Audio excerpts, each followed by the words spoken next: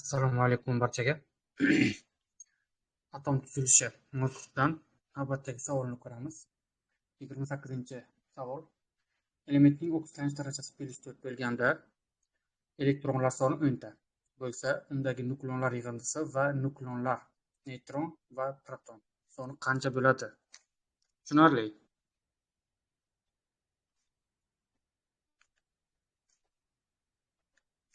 Biz qaysi element ekanligini bilmaymiz. Birinchi elementni E deymiz. Elementni o'zimizdan E deymiz. Oksidlanish darajasi +4 ekan. +4. Elektronlar soni esa 10 ta ekan.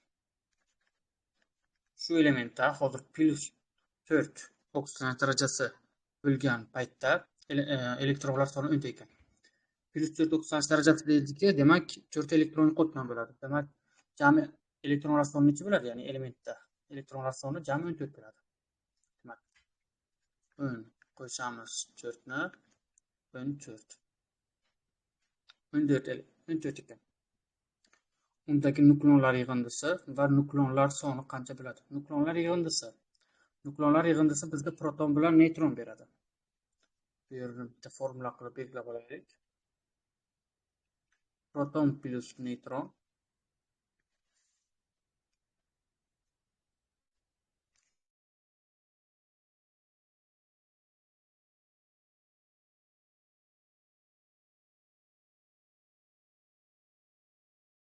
sizga buni demak nukleon beradi.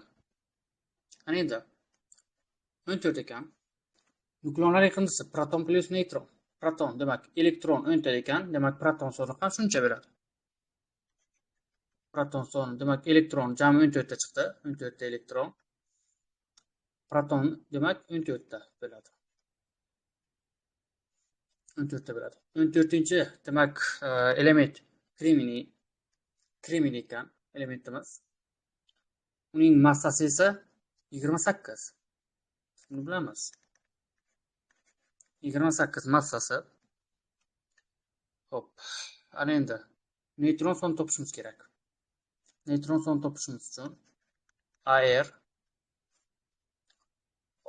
Ar teng proton plus neytron edi. Bu yerda neytron topishimiz kerak. Neytron topsak Ardan ayiramiz proton. Mana shu formula. Bizga ayirimiz, demak, neytron teng 28 ayiramiz 14. 14 ta neytron. Neytron sonimiz 14 ta. Proton sonimiz 14 ta. Nukleonlar yig'indisi